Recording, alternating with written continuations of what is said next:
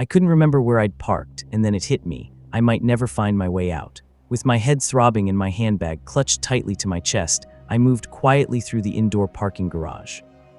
The place was a massive block of concrete, every space crammed with cars of all shapes and sizes. I was already running late for my niece's 5th birthday.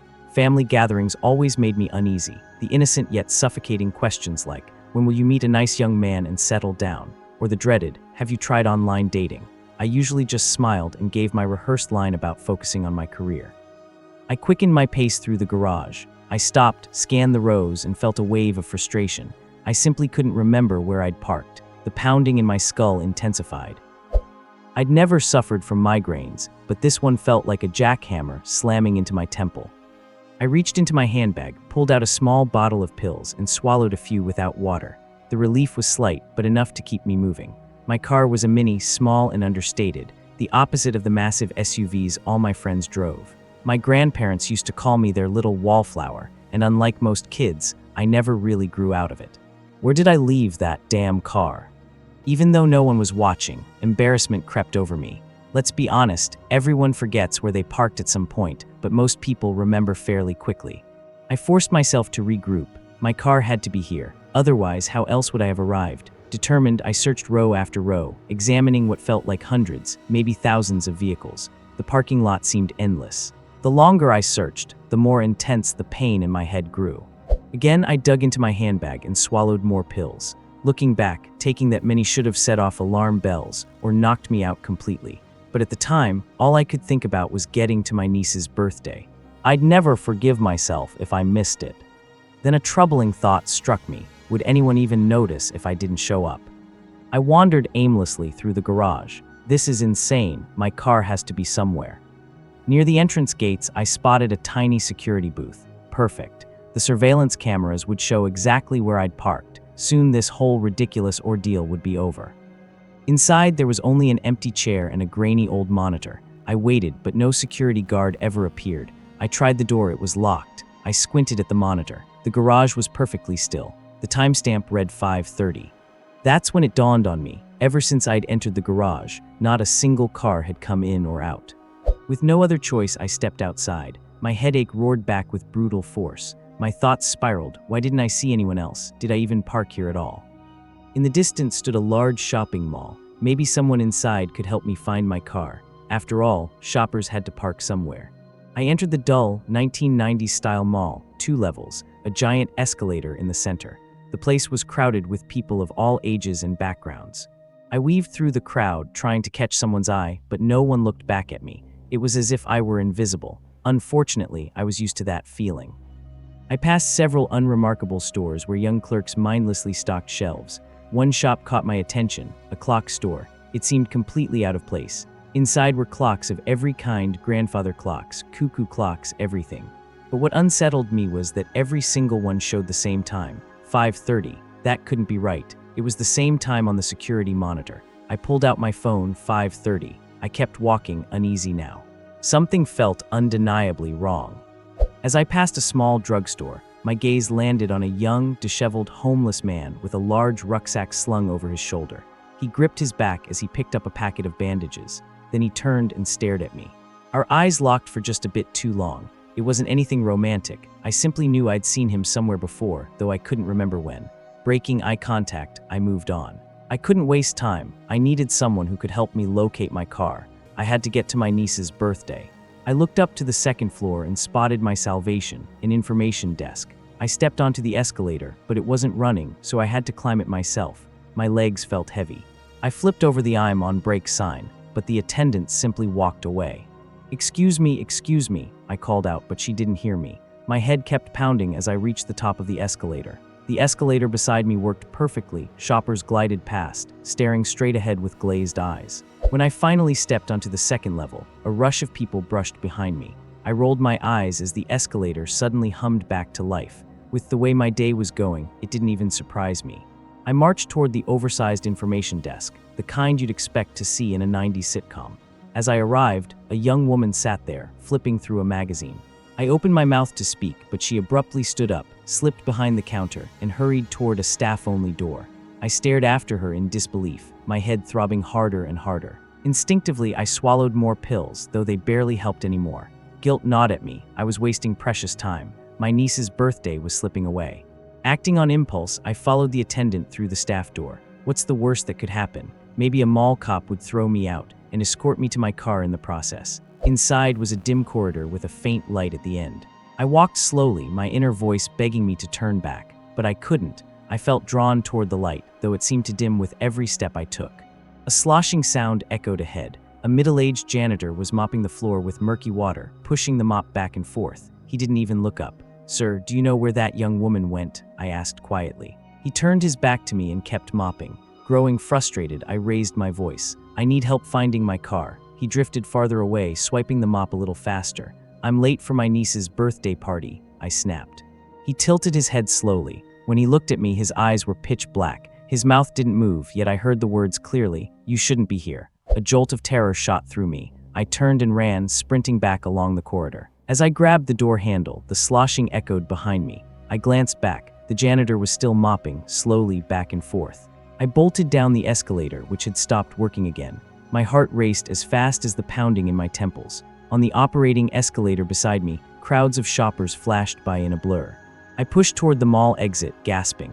Panic took over. I couldn't get enough air. My lungs felt empty. I staggered, stumbling across the floor as people continued browsing, ignoring me entirely. I collapsed at the automatic doors, desperate for oxygen, but they stayed shut. My vision swam. Shoppers stepped past me, and only then did the doors slide open for them. Barely conscious, I reached out a hand. Another hand grabbed mine and pulled me outside. I gulped down air, trembling. When I looked up, I saw the young homeless man, the one from the drugstore. "Little breaths," he said softly. His presence calmed me, and I breathed with him until my nerves settled. I knew him from somewhere, I was certain of it. I scrambled to my feet and looked him directly in the eye. "Who are you?" I asked, too abruptly. I regretted my tone immediately, but I needed answers. He met my gaze with kind, sad eyes. "I'm Thomas, but everyone calls me Beansy. I prefer Thomas, but no one ever uses it." "Why did you help me?" I asked, again too bluntly. He shrugged. "Because you're the first person who looked at me today. We've got that in common," I said quietly. "What's your name?" he asked. "Penelope," I replied, though my parents only used that when I was in trouble. I was very naughty, so everyone called me Penny. "I prefer Penelope," Thomas smiled. "Penelope, looks like we have that in common too." We shook hands. "What brings you here?" he asked. The question sounded innocent, but something in his tone felt deeper, like he already knew. But how could he? I barely understood it myself. Deep down, though, I knew exactly why I was here. I just couldn't admit it. Not to him, not even to myself. "I'm just picking up a few things for my niece's birthday," I said after a pause. He studied my face, but before he could say anything, I changed the subject. "I can't remember where I parked." Thomas chuckled, and I nudged his arm. "That's not funny." He winced and grabbed his lower back. "Sorry," I said quickly. "I'm fine," he snapped, then softened. He glanced at his watch. The time was 5:30 again. Before I could comment, he said, "My train leaving soon." "Thank you, Thomas," I said. "Will you be okay?" he asked. "I'll just call an Uber." "I'll deal with the car later." He nodded, smiling faintly, and walked away. Every few steps, he held his lower back. I watched him until he vanished from sight. Will I ever see him again? A strange feeling lingered. Thomas knew exactly why I couldn't remember where I'd parked. But I had to refocus. I'd been here too long. My niece's party would be over soon. And again the thought crept in. Would anyone even notice if I wasn't there? I reached into my handbag, pulled out my phone, and I tried to book an Uber, but no drivers were available in the area. That was strange. Sure, this wasn't New York, but it was still a town. Not giving up, I searched for taxi companies. Only one appeared. I called immediately and was connected to a male operator. Sirens wailed faintly behind him. "Where's your location?" he asked. My head began to pound again as I realized I didn't actually know where I was. I opened Google Maps, but the screen was a blur. I couldn't focus on it. "Where's your location?" the operator repeated, monotone and cold. I tried asking a passerby, but they ignored me and walked into the mall. Desperate, I grabbed an elderly woman's arm and asked, "Where am I?" She turned toward me, her dark eyes cutting straight through mine. I released her immediately. She walked on without a word. "Where's your location?" the operator asked again. "I'm near a mall, there's this town." "Where's your location?" he interrupted, same flat tone. My head throbbed so violently I thought it would burst. "I can't find my car," I yelled into the phone. "Where is your location?" I couldn't answer. I finally ended the call. Looking around, I realized I was completely lost. I swallowed more pills and hurried through the bleak, concrete streets. Eventually, I reached a small, old railway station with 2 empty tracks. I had no idea which direction I needed to go, but at this point, I just needed to leave. Something was terribly, terribly wrong here. On the platform sat Thomas, headphones on, softly singing a country song. I couldn't make out the tune, but his voice was surprisingly pleasant. I felt a rush of relief seeing him, mixed with concern that he was still waiting there. I sat beside him, leaving plenty of space. Thomas removed his headphones and looked at me with those same kind, sad eyes. I noticed his phone wasn't playing any music at all. "So what happened to your Uber?" he asked. "No drivers nearby," I mumbled. I was too embarrassed to mention the failed taxi call. "That's too bad," he said. He knew I still hadn't found my car. Before he could slip his headphones back in, I asked, "When the train's supposed to leave?" 5:30, he replied. He checked his watch, it still showed 5:30. Must be broken. I checked my phone, 5:30. "It's not just your watch," I whispered. We sat in silence. No trains came, none left, time didn't seem to move. Minutes or hours, I couldn't tell. Eventually, Thomas spoke. "Where are you going?" "My niece's birthday party," I said. "How old is she?" 5, and I'm her favorite aunt," I answered with a small smile. "Then why are you late?" he asked gently. His tone wasn't accusatory, more like he already knew the truth and wanted me to acknowledge it. But how could he know anything? And how did he fit into this? Of course, I knew the answer deep inside, but I wasn't ready to say it out loud. I changed the subject quickly. "Where are you going with that big rucksack?" I admit, the thought crossed my mind that he might be running from something rather than going to something. "Going home," he said. "It's been too long." I smiled. "I'm sure they'll be happy to see you." He told me pieces of his story, how he'd always been the black sheep of the family. I saw the pain in his eyes. I wanted to ask why he'd been kicked out, but everyone deserves a second chance. I hoped my own family would forgive me for missing my niece's birthday, but deep down, I'd already accepted I wasn't going to make it. My only goal now was to get out of this town. Thomas looked at me and added, "And the real reason I'm going back, I need a good bath." He raised his arm, sniffed under it, and we both laughed. Then we turned our attention back to the empty tracks. I took more pills. Thomas glanced at me. "What?" I snapped. "You've been taking pills nonstop since I met you," he said quietly. Dusk settled, and it became clear no train was ever coming. Together, we headed back toward town. The wail of sirens echoed in the distance. Thomas winced and grabbed his back. Blood had soaked through his jacket. "You're bleeding," I said. "Just a scratch," he replied, too quickly. I didn't believe him. He fell behind, struggling with his heavy rucksack. "Do you want help?" I offered. He didn't answer, he just sped up. We reached the shopping mall again. Thomas walked toward the automatic doors. I stopped, afraid to go inside. Something told me that if I entered again, I might never get out. A wave of dizziness hit me. I collapsed, but Thomas caught me before I hit the ground. "When was the last time you ate?" he asked. Inside the mall, nothing had changed. Shoppers wandered mindlessly through stores as if on loops. We stepped into a retro 1960s diner, where customers sat in booths across from each other in complete silence. The diners looked like they had nothing left to say to one another. Thomas and I waited in line at the counter and placed our order with a cashier who barely acknowledged us. I kept it simple: coffee and a slice of cake, one of life's small comforts. Thomas ordered only a coffee. He seemed to have lost his appetite, and he was looking weaker by the minute. When the cashier announced the total, Thomas stared down, avoiding my eyes. I didn't mind paying, so I reached into my handbag and froze. I pulled out a thick wad of cash. Why on earth do I have this? Out of the corner of my eye, I noticed Thomas staring at the money. We sat across from each other in a booth. "Do you get the feeling people here don't really notice us?" I asked. Thomas gave me an answer I didn't expect. "Can you remember the faces of everyone you've met?" Guilt washed over me. He was right, we rush through life without truly seeing one another. Even the people closest to us rarely know who we are beneath the surface. My head started pounding. Without thinking, I swallowed more pills. Time passed, seconds, minutes, maybe hours. It was impossible to tell. Eventually, the diner's owner, a large, kindly man in his 60s, wearing a flour-dusted apron, shuffled over and placed our order on the table. His voice carried a soft southern drawl, but like everyone else here, he could not meet our eyes. "Ma'am, latte with a slice of cake, and sir, one Americano."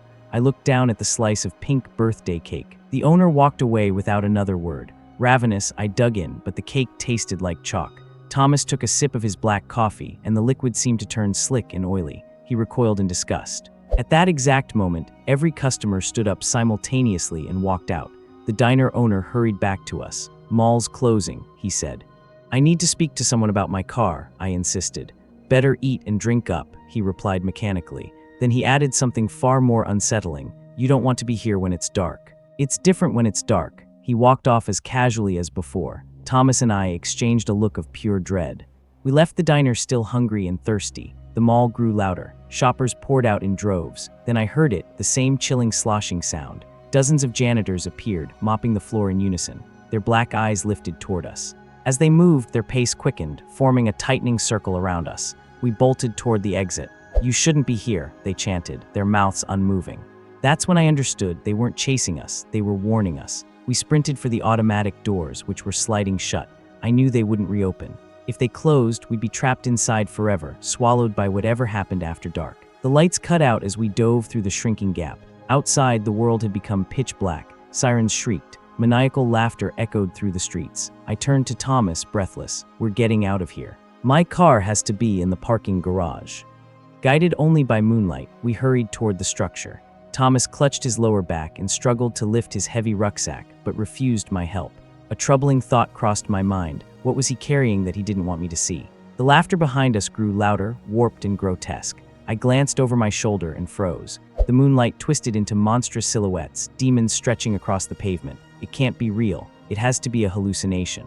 But when I looked again, the silhouettes were larger, clearer, closer. We finally rushed into the parking garage. The sirens stopped. The laughter stopped. The shadows did not follow us inside. Were they not allowed in here? Were there rules? The garage was still overflowing with cars. "What do you drive?" Thomas asked. I hesitated. I couldn't remember.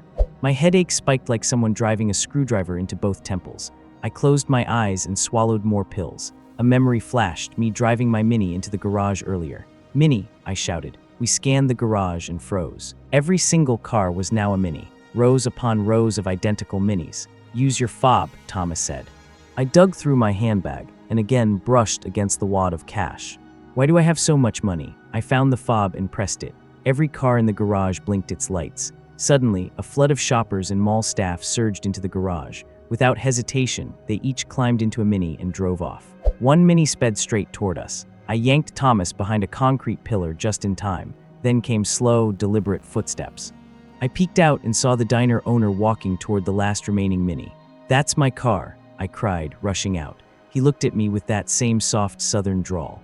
"You don't want to be here when it's dark. It's different when it's dark." He slid into the Mini and closed the door. "Please take us with you," I begged. "We need to get out of this place." I pounded on the windshield as the diner owner casually reversed out of the parking space. "Help us, please help us." But he drove off and I had to step back. My head felt like it was about to burst. In a panic, I swallowed what remained in the pill bottle. The parking garage began to spin around me. When I snapped out of the haze, I saw Thomas lying in a pool of his own blood. I rushed to him, removed his soaked bandage, and nearly recoiled. There was a gaping wound running clean through from his back to his stomach. "You've been shot," I cried. His eyes glazed over. "I know," he whispered. I tore off my t-shirt and wrapped it tightly around the wound. I tried calling an ambulance, but the monotone operator asked the same question over and over. "Where's your location?" I hung up. Nobody was coming. Turning back to Thomas, who was barely conscious, I said, "We're leaving this godforsaken town." With my arm around his waist, we staggered out of the garage. Thomas dragged his rucksack across the concrete. He refused to let it go. Outside, I scanned both directions. No demon silhouettes. Maybe they'd been nothing but hallucinations brought on by the pain. It didn't matter which way we went. We just needed to escape, get to another town, find real help. I dragged Thomas along as he grew weaker, still clinging to his rucksack as if his life depended on it. Blood dripped steadily from the bullet wound, leaving a trail behind us. Sirens screamed somewhere in the distance. Moonlight stretched across the street, and from it, the demons began to form again. Silhouettes shape-shifting into twisted bodies, laughing hysterically. I tried to move faster, but the nearest demon closed in. "Let me go," Thomas gasped. "We're doing this together," I told him. "We're both getting out." We ducked into an alleyway. At the far end, a brilliant white light glowed. Suddenly, everything inside me clicked. We just had to reach that light. It was our only way out. A sharp, blinding pain tore through my skull. I collapsed, dragging Thomas down with me. We lay helpless as the demon silhouettes loomed above like skyscrapers. My hands scrambled through my handbag for pills, but the bottle was empty. Thomas shakily dug into his rucksack, pulled out another bottle, and handed it to me. Without thinking, I paid him with the wad of cash. Our hands touched, our eyes locked, and in that instant, I knew exactly who he was. And he knew who I was. A memory slammed into me. Earlier, walking the streets, clutching my handbag, passing a gang of hooded men who laughed at me, and seeing a young homeless guy lingering in a side alley. I'd approached him nervously, asked if he had any drugs. It wasn't the first time. I was ashamed, but the thought of facing my family at my niece's birthday party, still single, still disappointing, was unbearable. I'd needed something to take the edge off. Thomas had hesitated, but eventually reached into his rucksack and handed me a bottle of pills. I'd paid him with the cash from my bag. Back in this strange town, the demons surrounded me, dragging me away. I tried to fight, but they were too strong. Then Thomas lunged toward me, using the last of his strength to pull me back. Another flash of memory, the hooded gang robbing me, grabbing me around the neck, choking me. I fought, kicking, clawing, but they were too strong. Thomas had thrown himself at them, pulling me free. A gunshot, he collapsed. Sirens, the gang running off, me hitting the ground, crack, darkness. Back in the eerie town, the demons now had both of us, dragging us deeper into the shadows, farther from the light. Thomas was too weak to fight. His eyes turned dull and lifeless, but I refused to give up. I dug my fingers into the ground and hauled us toward the light. "We need to leave this town," I screamed. I woke up being rushed through a hospital corridor by EMTs, lights flashing overhead. I drifted in and out of consciousness. A janitor with downcast eyes mopped the floor back and forth as we passed. Doctors shined a light into my eyes and called out my name, Penelope, through the doorway of the next room. I saw medical staff performing CPR on Thomas. Then everything went black again. Back in that otherworldly town, the bright light exploded outward like a supernova. I reached toward it and my hand was consumed. I was ready to cross through. But behind me, the demons dragged Thomas away. What would happen to him? Would he become one of the soulless figures trapped here forever? Half my body was already absorbed into the light, but I couldn't leave him. I tore myself away from the glow and plunged back into the darkness. My skull felt ready to split, blood dripping from my ears, but I ran after the demon silhouettes dragging Thomas toward the mall. His eyes faded from white to black, but I could not let him go. I refused to let Thomas become another mindless drone. I grabbed his rucksack, the same bag he'd clung to, the symbol of him finally going home, and pulled with everything I had. But the demon silhouettes wouldn't release him. The light at the end of the alley flickered, growing stronger. I clenched my teeth and summoned every ugly emotion I'd ever buried, feeling unloved, unworthy, embarrassed just for being myself. "This little wallflower deserves happiness," I screamed. With one final, desperate surge of strength, I tore both of us free from the demons and hurled us into the light. My eyes flew open. I was lying in a hospital bed, drenched in sweat. A kind nurse approached. What happened?" I asked. "You were found unconscious in an alleyway," she said gently. "What about the young man with the rucksack?" She hesitated. I knew immediately the answer was complicated, maybe something to do with patient confidentiality. I looked at her with pleading eyes. "Please, I need to know if Thomas is alive." She seemed startled that I knew his name. She leaned closer and whispered, "He's alive." But it was touch and go. He was pronounced clinically dead at one point. I exhaled shakily. During my recovery from the head trauma, I visited Thomas often. He was always unconscious, hooked to machines, pale and still. Weeks later, I was cleared to leave the hospital, but I didn't want to. I needed answers. I needed to know whether that strange town was real, or some dark corner of my subconscious conjured by trauma, guilt, and chemicals. If it was real, there had to be proof, evidence of an alternate reality. Some might call it purgatory. I wasn't even sure which answer frightened me more. The only person who could help me was Thomas. But I was banned from entering the hospital, so every day, for over a year, I waited on a bench outside, hoping to see him walk out. Then one quiet, unremarkable day, Thomas finally stepped out of the hospital. His rucksack was slung over his shoulder. He was thinner than I remembered, but healthier, alive. Even though I'd waited so long for this moment, I told myself to let him walk past. The strange town was my burden, not his. I wanted him to be free of it. He kept walking, then he stopped. He turned back. Our eyes met, and in that instant, I knew the truth. It had all been real. What we experienced had forged an unbreakable bond. We left the hospital together and walked down a bustling street. People rushed past, hurrying through their ordinary lives, unaware of what truly lurks beyond the edges of reality. Thomas and I didn't speak. We didn't need to. We both remembered. Up ahead was a small street diner. "Coffee?" Thomas asked quietly. "It can't be worse than last time," I said with a dry smile. Inside, we sat across from each other in a booth. A slim, middle-aged Italian-American woman placed 2 coffees and a slice of cheesecake on the table. She spoke in a heavy Brooklyn accent. "Better eat and drink up." Thomas and I exchanged a familiar glance. Then she added, "You don't want to be here when it's dark. It's different when it's dark."